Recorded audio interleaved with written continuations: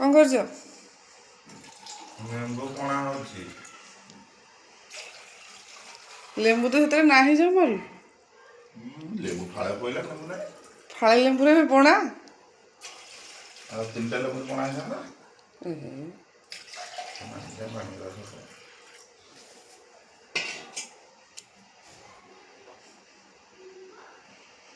ଲେମ୍ବୁ ପଣା ପିଉଛନ୍ତି।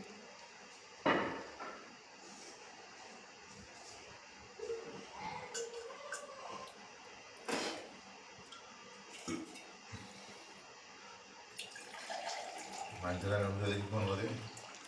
ହୁଁ ତମର କ'ଣ ହଉଛି ଆମକୁ ଜଣା। ଲେମ୍ବୁ ପିଇଲ? ହୁଁ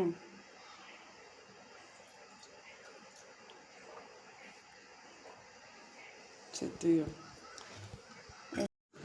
ଏଠି ଆମ ବୋଉ ମାନେ ବିଲରୁ ଆଣିଥିଲେ କଖାରୁ ଫୁଲ ଆଉ ଶାଗ, ତାକୁ ଭାଜିବି ବୋଲି ମାନେ ସିଏ ଆଣିକି ମୋତେ ଦେଇଥିଲେ। ତ କଖାରୁ ଫୁଲ ଧୋଉଛନ୍ତି, ଶାଗ ବି ଧୋଉଛନ୍ତି। ମୁଁ ଯାଉଛି ଏବେ ବର୍ତ୍ତମାନ ତାକୁ ବାଛାବୁଛି କରିବି। ବଛାବୁଛି କରିସାରିଲା ପରେ ଗୋଟେ ମସ୍ତ ଶାଗ ଭଜାଟେ ହେବ। ତ ଆମେ ତାକୁ ପାଖଳ ଖାଇବାକୁ ହିଁ କରିବି। ପଖାଳ ଖାଇଲେ ସେ ମାନେ କୁଆଡ଼େ ଯିବେ ନା, ତ ସେ ପଖାଳ ଖାଇବା ପାଇଁ ହେଉଛି। ସଜନା ପତ୍ର ମାନେ ରୋଗିଣା ହେଇଯାଇଛି, ତ ସେ ଦେଖାଉଛନ୍ତି କି ମାନେ ରୋଗିଣା ହେଇଯାଇଛି, ଗଛ ବି ଭଲ ନାହିଁ, ତ ସେଥିପାଇଁ ସେ ଦେଖାଉଛନ୍ତି। ତାପରେ ମାନେ ସବୁ ପ୍ରକାର ଶାଗ ବି ଯୋଉଟା ଅଛି।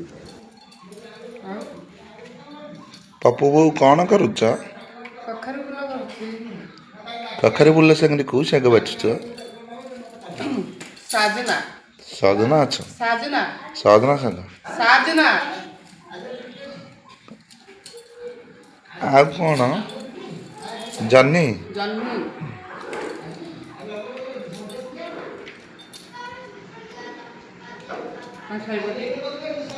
ମୁଁ ତ ଖାଇବି ବୋଲି ଅନେଇକି ବଇଛି।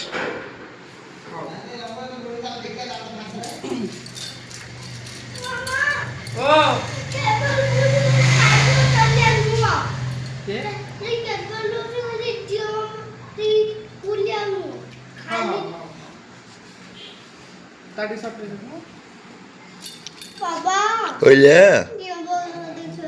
ଆଜି ବା ରଙ୍ଗ ଦିନ, ହୋଲି କାଣ୍ଟିରେ ବୋଳିଦେବେ, ମୁଣ୍ଡରେ ବୋଳିଦେବେ, ଦେହ ମୁଣ୍ଡ ବୋଳିଦେବେ, ରଙ୍ଗ ଏଇଟା ଅନେଇଥିବ ହେଲା।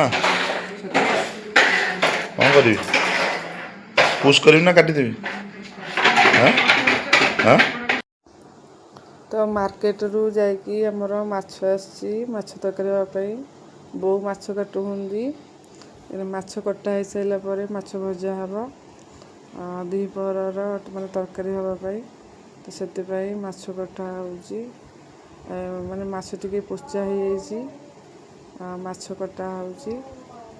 କିଏ ଖାଇବେ ଜଲ୍ଦି ଜଲ୍ଦି ଆସନ୍ତୁ।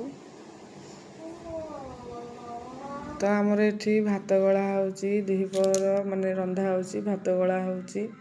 ଭାତ ଗଳା ଭିତରେ ମାନେ ମୋ ସ୍ୱାମୀ ମୋତେ ମାନେ ସଉଦା ଆଣିବା କଥା ସେ କହୁଥିଲେ, ମୁଁ ତା ସାଙ୍ଗେ କଥା ହେଉଥିଲି।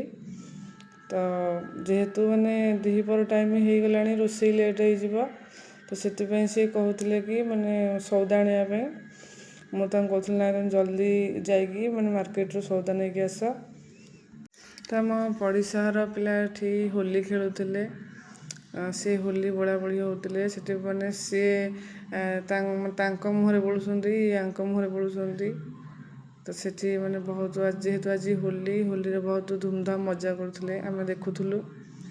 ଛୋଟ ପିଲାଗୁଡ଼ାକ ମୁଣ୍ଡରେ କିଛି ପିନ୍ଧିକି ହିଁ ବହୁତ ମଜା କରୁଥିଲେ। ବର୍ତ୍ତମାନ ମୁଁ ସକାଳର ଖାଇବା ପାଇଁ ପ୍ରସ୍ତୁତ କରୁଥିଲି। ଶାଗ ଭଜା, କଖାରୁ ଫୁଲ ଭଜା ଏବଂ ମାଛ ଭଜା ବି ମୁଁ ତିଆରି କରୁଥିଲି। ରୋଷେଇ କରିକି ମୁଁ କିନ୍ତୁ ଶୀଘ୍ର ଶୀଘ୍ର ତାଙ୍କୁ ପଖାଳ ଦେବା ପାଇଁ ଚାହୁଁଥିଲି, କାହିଁକିନା ତାଙ୍କୁ ବହୁତ ଜୋର ଭୋକ ହେଉଥିଲା। ସେ ଖାଇକି ମାନେ କୁଆଡ଼େ ଯିବେ ବୋଲି ବି ବାହାରୁଥିଲେ। ଏବେ ଚାଲନ୍ତୁ ସେ କ'ଣ କ'ଣ ଖାଉଛନ୍ତି ଚାଲନ୍ତୁ ଦେଖିବା। ଇଏ ହେଉଛି ଶାଗ ଭଜା, ଇଏ ହେଉଛି କଖାରୁ ଫୁଲ ଭଜା, ଇଏ ହେଉଛି ଖଇଁଆ ମାଛ ଭଜା, ଆଉ କ'ଣ ପ୍ରୋନ୍, ଇଏ ହେଉଛି ପ୍ରୋନ୍, ଚିଙ୍ଗୁଡ଼ି। ତୁ ନେଇକି ଖାଉ ଟିକେ।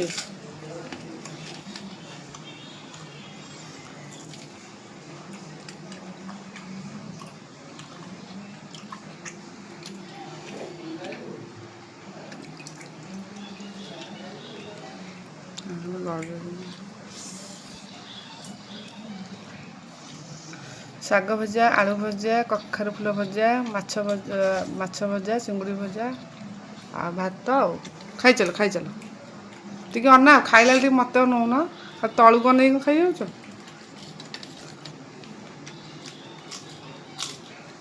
ଧୀରେ ଧୀରେ ଧୀରେ ଏଠି ମାଛ ତରକାରୀ ପାଇଁ କଷିଆ ଚାଲିଛି। ପୁଅ ପାଇଁ କାଢ଼ିବି, ପୁଅ ପାଇଁ କାଢ଼ି ସାରିଲା ପରେ ଲଙ୍କାଗୁଣ୍ଡ ପକେଇବି, ଲଙ୍କାଗୁଣ୍ଡ ମାନେ ଆସିଲେ କାମ କରି କରି ଝାଳ ଉଠି ହେଲାଣି ଦେହ ମୁଣ୍ଡ ଝାଳ ଆଳୁ ସିଝାକୁ ଛୁଇଁ ବହୁତ ଛୁଇଁ କାଟିନି ଯେ ଛୁଇଁରୁ ଚୋପା ଛାଡ଼ିବି ଚୋପା ଛାଡ଼ି ବଳଦ ଖାଇ କରୁ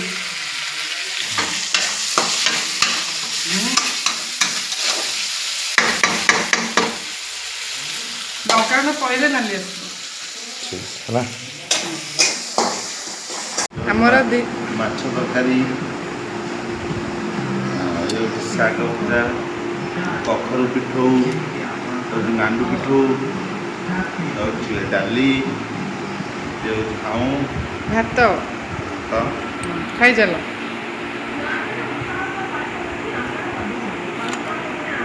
ବୁନୁ ଇଆଡ଼େ ଆସେ ଜଲ୍ଦି ଜଲ୍ଦି ଖାଇଚାଲ, ଜଲ୍ଦି ଜଲ୍ଦି ଖାଇଚାଲ।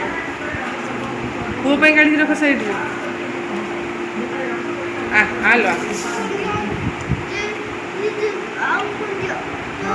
ହଁ ହଲୋ ବାପା ଲୋ ମୋ ଧନ ଦେଖଉଛି ସବୁ କେଉଁଠି ଖଣ୍ଡିଆ ଖାବରା ହେଇଛି। ହଁ